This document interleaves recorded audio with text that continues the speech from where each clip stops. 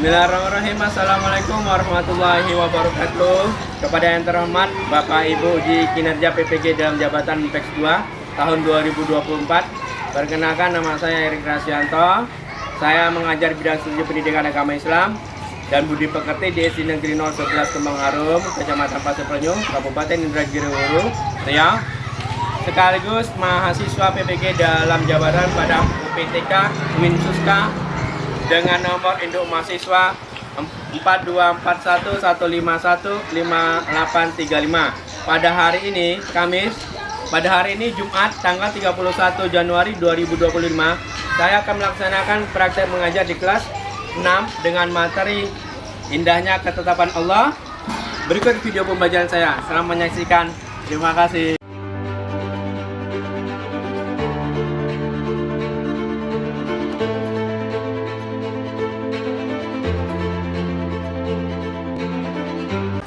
Bismillahirrahmanirrahim. Assalamualaikum warahmatullahi wabarakatuh. Waalaikumsalam warahmatullahi wabarakatuh. Apa kabarnya anak bapak seluruhnya? Alhamdulillah, luar biasa. Allahu Akbar. Luar biasa. Sama-sama luar biasa. Ngate-ngate cantik-cantik. Semoga semuanya ini dan jaga kebersihan luar biasa, karena kebersihan adalah sebagian daripada Iman. ya Bapak, sebelum kita belajar, silakan ketua disiapkan. Di tempat duduk, siap. Sebelum belajar, mari kita berdoa. Mulai.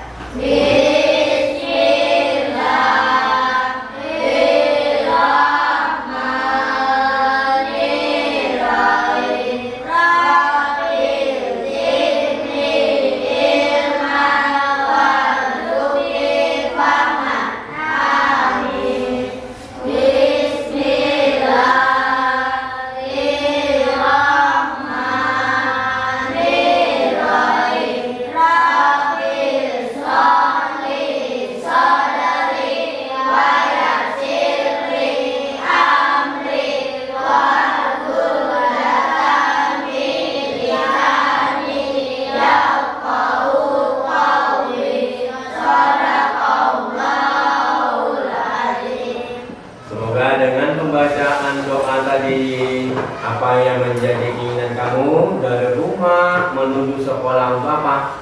Untuk menuntut ilmu, mencari ilmu, menjadi berkah. Nanti kamu pulang dari sekolah tidak sia-sia, ada berkah yang akan kamu dapat.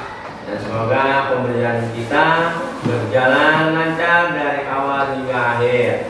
Ya anak bapak seluruhnya, sebelum kita mulai pembelajaran, untuk menumbuhkan rasa nasionalisme kita, rasa cinta kita, kebanggaan kita dengan tanah air Indonesia, yuk para hadirin diharapkan berdiri.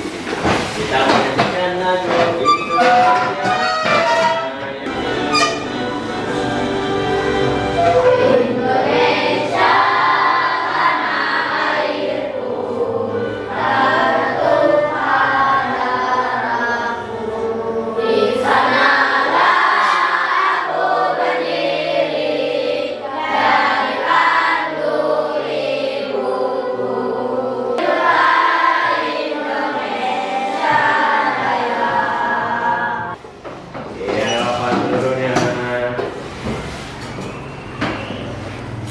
Sudah siap untuk belajar? Sudah? Hari ini siapa yang tidak datang? Eki, Rafna, Aulia. Banyak nih. Kemana mereka? Pada sakit nih? Ya, kita doakan.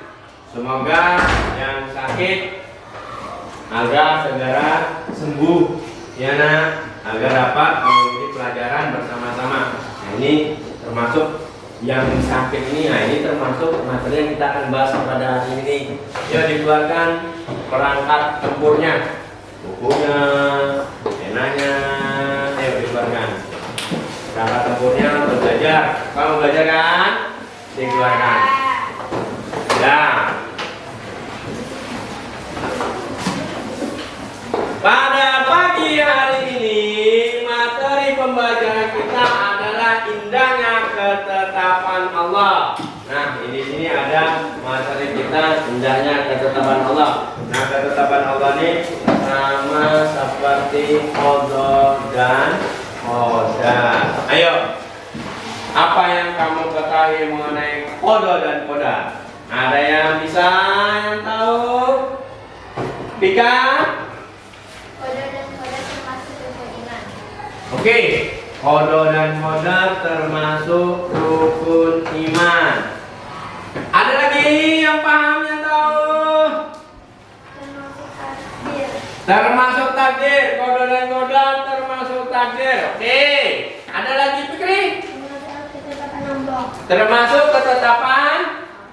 Termasuk ketetapan Allah. Oke, siap. Bahwasannya qada dan qadar ini termasuk takdir, boleh termasuk takdir iya. Qada dan qadar termasuk rukun iman iya. Kalau rukun iman yang keberapa? Rukun iman yang ke Nah, Anda Bapak seluruhnya, untuk tujuan pembelajaran kita pada pagi hari ini ada 3 poin. Yang pertama, peserta ini dapat menjelaskan pengertian qada dan qadar. Yang kedua, peserta didik dapat menyebutkan jenis-jenis takdir dan contohnya. Setelah itu yang ketiga, peserta didik dapat menunjukkan sikap menerima ketetapan Allah. Nah, coba perhatikan gambar. Pino, Sebastian, kira-kira gambar pertama ini gambar yang pertama ini mengenai apa nih? Apa yang nampak di situ? Pino, orang yang meninggal. Nah, di sini gambar pertama melihatkan orang yang meninggal. La ilaha illallah Muhammadur Rasulullah. Itu ada yang baca Yasin, ada yang gosip, lagi gosip, bukan nangis. Ini termasuk apa kira-kira? Termasuk takdir. Nah,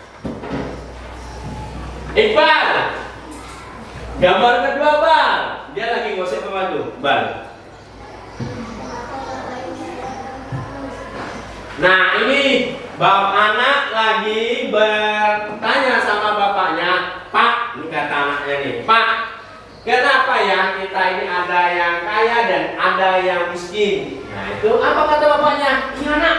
Ini kata bapaknya, iya nak. Semua itu adalah ketetapan Allah. Itulah yang dinamakan takdir. Sebelum kita mulai, ini bapak akan menampilkan film luar biasa. Filmnya ini kamu tonton mengenai lagu klip. Seru kan? Nanti kalau sudah di sini silakan kamu nonton di rumah apa. Nah, jadi dari film tadi yang luar biasa, sangat-sangat menginspirasi, penuh makna, dapat kita simpulkan makna iman kepada qada dan qadar. Dipa, apa itu iman? Apa itu iman? Hah? Iman. Bragas.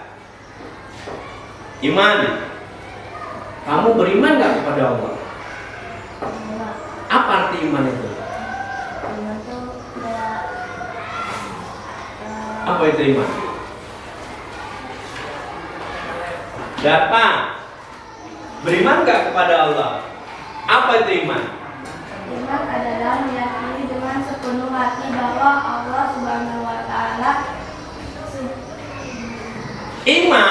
Iman itu adalah yakin loh, meyakini, percaya. Iman kepada Allah, kita yakin bahwasanya yang kita sembah adalah Allah. Nah, iman kepada qada dan qadar, kita yakin bahwasanya apa? Yakin sepenuh hati bahwasanya Allah Subhanahu wa Ta'ala memiliki kehendak mutlak.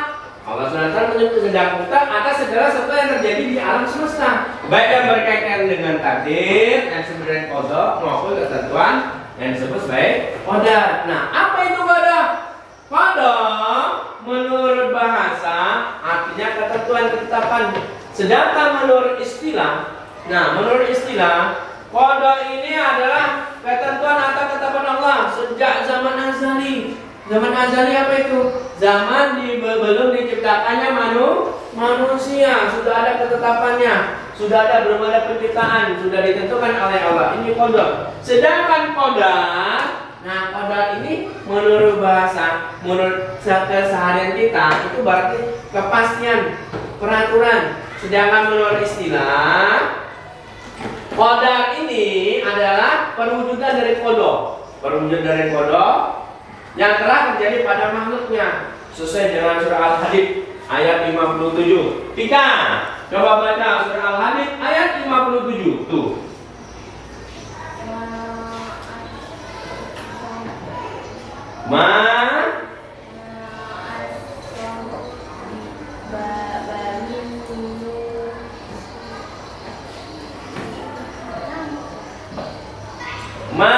Asoba min musibatin fil ard wala fi anfusikum illa fi kitabin min qabli an nabra'aha inna dzalika 'ala Allahi yasir.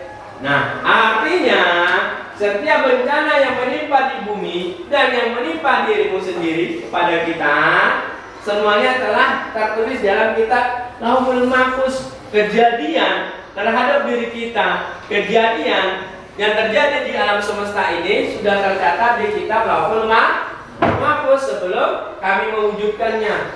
Sesungguhnya dan demikian itu mudah bagi Allah. Nah, jenis-jenis takdir ini dibagi menjadi dua. Ada namanya takdir mubram dan ada takdir mu'allaq. Takdir mubram, takdir yang bersifat pasti dan tidak dapat diubah sama sekali. Memang ini bentuknya pasti. Mau kayak apapun tidak bisa diubah sama sekali. Berada di luar kemampuan manusia untuk mempengaruhi atau mengubahnya. Mau kayak apa kita merubahnya tidak bisa. Ini takdir mubram. Sedangkan takdir mu'allaq, ya tata. Pagi-pagi udah ngantri. Tidur jam berapa? Hah? Mau gara-gara ada acara tadi malam ya tempat dulu. Makanya jangan nonton video terus. Takdir mu'allaq, nah takdir mu'allaq ini takdir dapat dirubah tergantung dari usaha, tergantung dari doa. Tadi itu film culak-culiknya itu, yang takdir memang kejam, datanglah itu malaikatnya itu yang memberitahukan. Nih, seharusnya kalau seandainya Bang Sodirnya mau jadi dokter 5 tahun, kalau dia kuliah, nah dia akan menjadi dokter karena dia maunya takdir dia sendiri. Nah, ini contoh takdir mubram. Takdir mubram itu contohnya kematian, kelahiran, jenis kelamin, jodoh, pendamping hidup, orang tua ketika kita di alam ruh, di situ kita sudah ditentukan takdir kita oleh Allah. Oh Fikri maunya dikata Allah, kata Allah nih, maukah engkau dengan ibu ini, orang tuamu ini, jenis kamu ini, kamu akan mati usia ini, sudah ditentukan oleh Allah. Tinggal Fikrinya, wah aku nggak mau ya Allah, aku mau dengan yang orang ini aja lah, aku mau dengan mama ini, aku mau bapak ini, tidak bisa, karena sudah ditentukan oleh Allah. Wah aku mau istri yang seperti ini, wah aku mau suami yang seperti ini, tidak bisa, karena itu sudah ditentukan. Wah aku mau jadi laki-laki aja lah, nggak mau jadi perempuan, tidak bisa, karena itu sudah ditentukan oleh Allah. Itu takdir mubram, yang takdir yang tidak bisa sama sekali dirubah. Nah, sedangkan takdir mu'allaq, nah takdir mu'allaq ada takdir yang dapat dirubah. Apa saja? Tuh kayak culak-culik tadi. Dia stres, tidak ada pekerjaan, termasuk orang yang kere, gelandangan. Nah, kami nyanyi. Nih, kayak apa? Sukses kamu. Oh, kamu sekarang kata kamu nggak pintar, kamu bodoh. Bagaimana biar pintarnya? Dengan usaha, sekaligus dengan doa. Jangan bangga dengan kepintaran kamu, karena itu kepintaran karena izin siapa? Izin Allah. Oh, sekarang kamu pendek, oh kamu mau tinggi. Oh, berusaha. Bagaimana caranya berolahraga? Oh, kamu miskin, kamu mau kaya dengan berusaha. dengan berusaha, dengan berdoa. Mau pintar jangan malas-malas. Kalau mau pintar, ya Tata. Nah, bagaimana kita menyikapi sikap terhadap takdir Allah nih? Yang pertama kita ikhtiar, berusaha kita. Bentuk pertanyaan kita kepada Allah. Setelah itu apa? Berdoa. Habis berdoa, tawakal. Habis tawakal kita harus bersyukur. Apa yang kita dapat? Setelah itu kita sabar. Nah, hikmah beriman kepada qadar dan qadar. Yang pertama, meningkatkan optimisme dan kepercayaan diri. Percaya bahwa semua yang terjadi sesuai dengan kehendak Allah. Untuk kebaikan siapa? Untuk kebaikan kita. Setelah itu mendorong usaha maksimal, memahami bahwa takdir Allah tidak meniadakan usaha manusia. Tidak ada usaha itu tidak menipu hasil. Mau pintar yang kita belajar, mau kaya kita harus bekerja. Nah, sabar menumbuhkan sikap sabar dan tawakal. Sabar menghadapi ujian dan tawakal setelah berusaha. Berikutnya menghindari sifat sombong dan putus asa. Dengan kita beriman kepada qadar ini, berimannya hikmahnya menghilangkan rasa sombong. Nah, dari penjelasan Bapak ini yang sangat singkat, apakah ada yang mau bertanya yang kurang paham? Monggo silakan. Oke, apa yang mau ditanya Bi? Nah, ini ada pertanyaan. Mengapa kita harus mengimani qadar? Yang angkat tangannya. Oke, dapat. Apa yang dapat? Karena qadar dan qadar termasuk rukun iman dan Allah memerintahkan untuk meyakini qadar dan qadar. Oke, kenapa kita harus mengimani qadar? Nah, itu perintah Allah. Karena itu termasuk rukun iman yang ke. Nah, ya kan? Harus kita yakini, bukan kita percaya, bukan kita harus meyakini Allah saja. Allah memerintahkan, nih, meyakini, percaya kamu dengan malaikat, percaya kamu dengan kitab, percaya kamu dengan Rasul, percaya kamu dengan hari kiamat, percaya kamu dengan qadar. Keyakinan kalau mengimani Allah harus mengimani apa yang diperintahkan oleh Allah untuk mengimani. Oke, ada lagi yang mau bertanya? Nah, Intan, Kita wajib mengimani qadar dan qadar. apakah kita wajib untuk mengimani qadar dan qadar? Ada bisa Tata? Ya Pak, karena qadar dan qadar termasuk rukun iman. Apakah kita wajib untuk mengimani qadar dan qadar? Iya.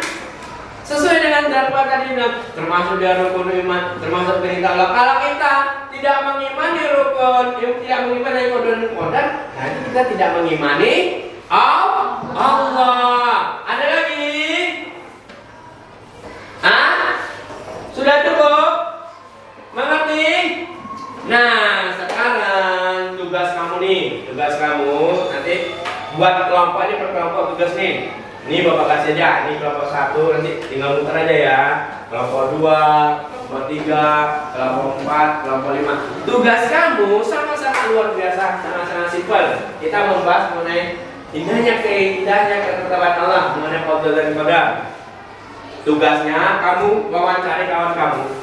Satu kelompok saja mengenai qadar dan qadar. Setelah itu nanti kamu buat kesimpulan dari hasil wawancara kamu. Nanti Bapak kasih kertas. Bapak kasih kertas. Oh, nanti bisa juga kamu melihat buku paketnya kan ada kan? Di halaman 123 ada juga itu, bisa kamu cari-cari. Nanti kamu buat nama kamu, nama kelompoknya. Sudah itu nanti pertanyaannya apa, yaitu jawabannya apa, kesimpulan dari diskusi kamu kelompok itu apa. Setiap kelompok nanti tunjuk satu sebagai pembacanya dari hasil diskusi. Bisa? Takbir! Takbir! Perkawinan libur panjang. Ya. Nah, pertanyaannya apa? Pertanyaannya buat, itu jawaban. pertanyaan jawaban, pertanyaan jawaban. Nanti kan bisa di sini kan ya, indahnya kata Allah, bisa kamu baca-baca ini. Karena ada kira-kira apa ya pertanyaannya nanti di apa itu yang jawabnya. Kamu tukang panelisnya, panelis itu pencatat, makanya nggak tidur aja. Kakinya cok, aduh, bawa kawannya diskusi, yo.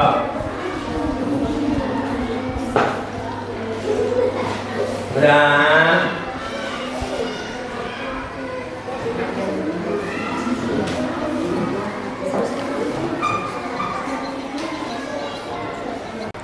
Oke, udah siap seluruhnya anak bapak?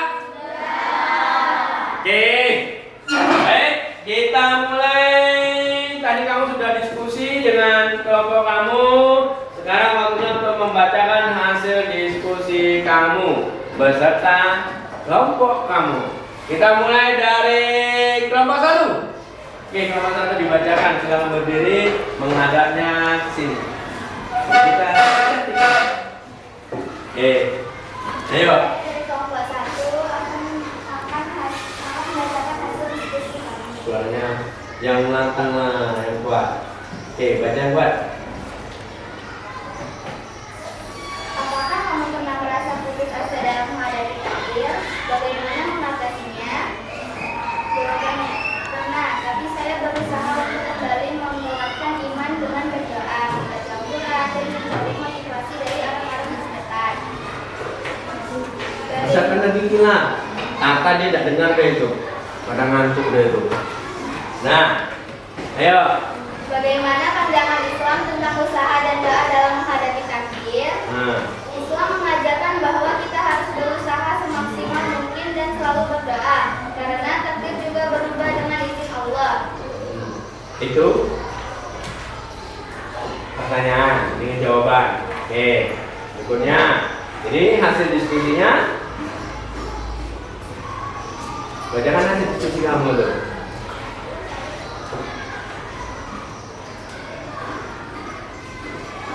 Mana?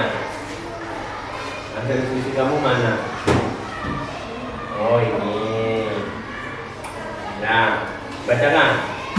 Putus asa dalam menghadapi takdir harus dihindari, dan cara mengatasinya adalah dengan memperkuat iman, berdoa, serta mencari motivasi dari orang-orang terdekat. Islam mengajarkan keseimbangan antara usaha dan doa, karena meskipun Allah sudah menetapkan takdir, manusia tetap harus berikhtiar. Oke, udah. Nah, jadi dari hasil diskusi kelompok 1 bahwasannya putus asa dalam menghadapi takdir harus dihindari. Berarti kita tidak boleh berputus asa dan bisa mengajarkan keseimbangan antara usaha dan doa. Kita tidak boleh berputus asa. Kita harus berikhtiar. Setelah itu berdoa. Agar apa? Agar takdir kita menjadi lebih baik. Bagus, kelompok 1. Kelompok 2, silakan. Ada sini ganten. Saya dari kelompok 2 akan membacakan hasil diskusi kami. Apakah ada kisah inspiratif yang membantumu lebih percaya dengan takdir Allah? Jawabannya, ya, kisah Nabi Ayub yang tetap sabar meskipun diberi ujian, penyakit, dan kehilangan segalanya. Namun akhirnya Allah memberinya kebahagiaan kembali. Apa pesanmu kepada teman-teman agar tetap teguh dalam menghadapi takdir Allah? Jawaban, jangan pernah berputus asa, selalu berprasangka baik kepada Allah, dan yakin bahwa semua yang terjadi pasti ada hikmahnya. Itu kesimpulannya. Kisah-kisah para nabi dan orang-orang soleh bisa menjadi inspirasi dalam menghadapi takdir, seperti kesabaran Nabi Ayub dalam menghadapi ujian. Sebagai seorang muslim, kita harus selalu percaya bahwa segala ketetapan Allah adalah yang terbaik dan tidak boleh berputus asa Udah. Kita kasih aplaus untuk nomor 2. Luar biasa. Terima kasih Bapak. Jadi dari kelompok 2 ini dapat kita ambil kesimpulan bahwasannya zaman Nabi aja masih diuji oleh Allah. Contohnya Nabi Ayub dengan penyakit berapa tahun? 7 tahun dia penyakit kulitnya tidak hilang-hilang. Setelah itu rumahnya, hartanya, anaknya meninggal, hartanya habis. Tapi Ayub tetap tabah, tetap kuat. Itu luar biasa. Bahwasannya kita diajarkan untuk ikhtiar kayak yang tadi disampaikan dengan kelompok 1. Berikhtiar, berdoa, bersabar, tidak perlu mengeluh, serahkannya semua sama Allah karena itu sudah ketetapan dari Allah. Luar biasa untuk kita semuanya. Jadi dari pembelajaran kita pada pagi hari ini, siapa yang bisa untuk menyimpulkan hasil pembelajaran kita pada pagi hari ini? Nah, coba gila. Apa gila hasil pembelajaran kita pada pagi hari ini? Ya, yang kuat bilang. Bagus, suara besar. Saja. Pembelajaran kita pada pagi hari ini bahwasannya qadar dan qadar termasuk iman yang keenam. Takdir dibagi menjadi 2, takdir mubram dan takdir mu'alaf. Dengan kita meyakini qadar dan qadar, maka kita mengerti bahwasannya apa yang terjadi pada kita itu kehendak Allah. Oke. Sudah. Luar biasa. Terima kasih tergila. Jadi dapat diambil kesimpulan takdir ada terdapat orang mencapai semua hal dalam kehidupan manusia, baik yang menyenangkan maupun yang penuh ujian. Nah, kita dalam menghadapi takdir seharusnya diri dengan rasa syukur. Benar tadi, ya, dengan rasa syukur. Bahwasanya takdir itu kita terima dengan syukur. Kelompok 5 tadi menyampaikan. Dan usaha dan doa tetap diperlukan karena meskipun Allah telah menetapkan takdir, manusia harus berikhtiar dan berusaha. Karena tadi takdir dapat dibagi 2, ada takdir yang tidak bisa dirubah dan ada takdir yang dapat dirubah. Yang tadi kelompok 1 sampaikan. Kita harus berprasangka baik, tidak boleh berprasangka buruk. Kelompok berapa tadi itu? Kelompok 4 ya. Mengatakan bahwa kita harus berprasangka baik sama Allah. Benar. Kita tidak boleh berprasangka buruk karena menurut kita jelek, buruk, belum tentu menurut Allah itu buruk. Segala sesuatu yang ada nih pasti baik. Yaitu gimana nih ketakwaan harus diperkuat dengan doa. Dengan doa, membaca Al-Quran, mengambil pelajaran di kisah inspiratif para rasul, para nabi terdahulu. Karena di zamannya Rasul, di zaman Nabi sudah diajarkan kita. Oh, ini loh kalau menerima musibah kita harus seperti ini. Dan di Al-Quran juga sudah ada tulisannya, dikisahkan seluruhnya. Paham? Mengerti? Nah, luar biasa penampilan kita pada hari ini. Kamu bagus-bagus. Nah, untuk pembelajaran kita pada pagi hari ini yang terakhir. Karena waktu sudah banyak istirahat. Sebelum kita hari kita membaca hamdalah. Alhamdulillahirabbil alamin. Jangan lupa besok materi kita itu membuat proyek itu salah satu mengenai takdir yang dicari-cari aja. Kisah seperti apa ya. Bapak akhir